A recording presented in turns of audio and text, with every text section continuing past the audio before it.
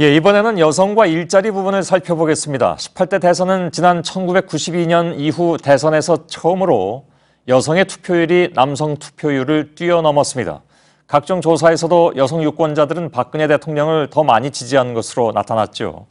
최초의 여성 대통령에 대한 기대가 반영됐다는 분석이 나왔습니다. 박 대통령은 일과 가정생활의 조화를 내세워서 미혼 직장 여성들, 엄마들 그리고 주부들로부터 표를 많이 얻었는데요. 현실은 어떤지 이호신 기자가 짚어봤습니다. 초등학교 시청각실에 학부모들이 들어섭니다.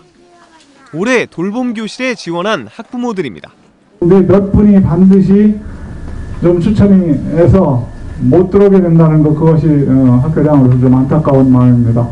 탈락을 뜻하는 X표가 그려진 탁구공과 그렇지 않은 공을 섞고 추첨이 시작됩니다. 쏟아지는 X표. 탄식이 터져 나옵니다. 어린이 죄송합니다. 학부모들은 막막하고 답답합니다.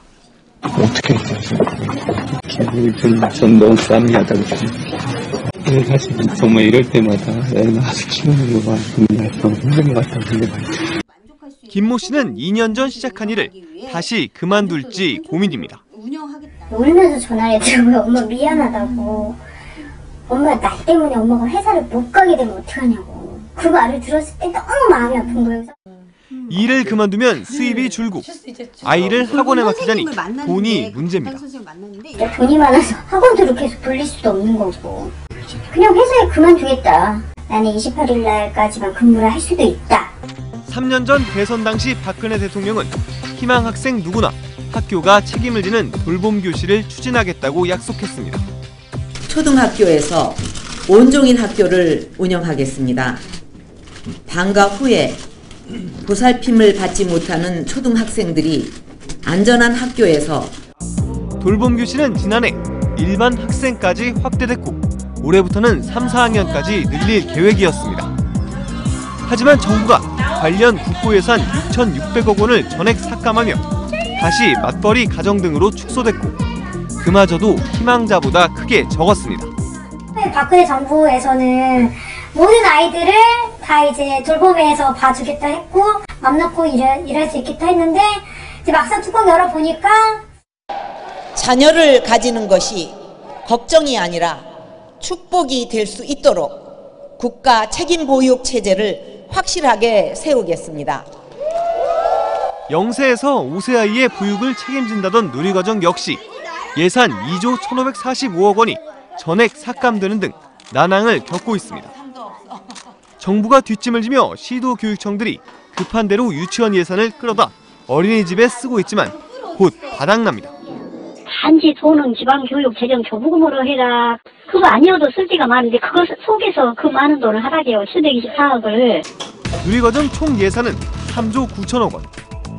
교육청이 모두 부담하면 유치원생과 초중고생 교육비가 1인당 50여만 원씩 줄어든다는 계산이 나옵니다. 넘겨주는 돈이 커지지 않은 상황에서 시도교육청이 전부 내라. 기존의 학생들에게 들어갈 교육 기회를 줄일 수밖에 없어요. 정부가 공언한 아이 키우기 좋은 나라는 시민들에게는 아직 먼 나라 이야기입니다. 정말 제 와이프도 지금 초등학교 선생님인데 2년 동안 휴직을 할 수밖에 없어요. 그래서 좀 둘째는 엄두도 못 내고 있는 상태예요. 그러니까 뭐 그런 사회의 미래가 있지는 않겠지요. 그렇다면 최근 내놓은 박근혜 정부의 자체 평가를 볼까요? 정부는 아빠의 달 도입으로 남성 육아휴직자가 전년도보다 50% 가까이 증가했다고 밝혔습니다. 또 전국 97개 기관에서 시간제 보육 서비스를 실시해 양육 부담을 줄였다고도 했습니다.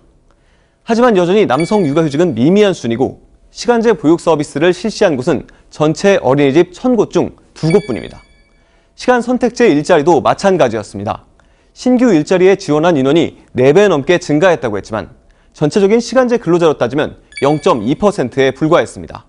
실상은 어땠는지 계속해서 살펴보겠습니다. 여성 비정규직을 다룬 영화의 한 장면입니다. 고질적인 저임금 문제가 고스란히 드러납니다.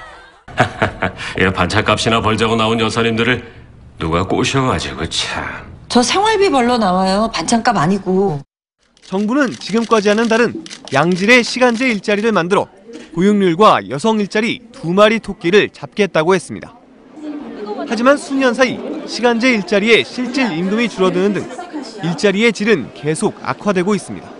정부는 정규직과 차별 없는 시간제 시급을 만든다고 하는데 이거 자체가 절대적 임금이 낮을 수밖에 없기 때문에 노동자들에게는 그 시간만으로 생계가 안 되는 거죠. 극단적인 경우가 초단시간 근로입니다. 주당 15시간 미만 일하는 이들은 4대 보험과 무기계약 전환 등 법적 보호로부터 벗어나 있습니다. 이명박 정부 이후 꾸준히 늘다 지난해 50만을 넘어섰습니다. 전체 시간제 근로자 4명 중 1명에 해당합니다. 최근 늘어난 초단시간 근로는 아이러니하게도 돌봄교실 전담사입니다. 정부가 운영비 지원 없이 돌봄교실을 늘리자 교육청에서 이들을 초단시간으로 바꾼 겁니다. 주 15시간, 한 달에 60시간 이상이면 무기로 돼야 된다고 그러더라고요. 저희들이 원래는 15시간 근무인데 14시간 50분 근무하게끔 계약서를 쓰는 거죠. 경북에서는 돌봄교실 전담사들의 파업이 시작됐습니다.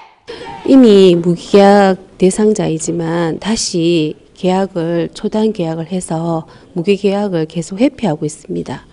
정부는 처음으로 고용률 65%를 달성했다고 자평하고 있지만 여전히 양질의 일자리 확보라는 숙제는 풀지 못하고 있습니다. JTBC 이호진입니다.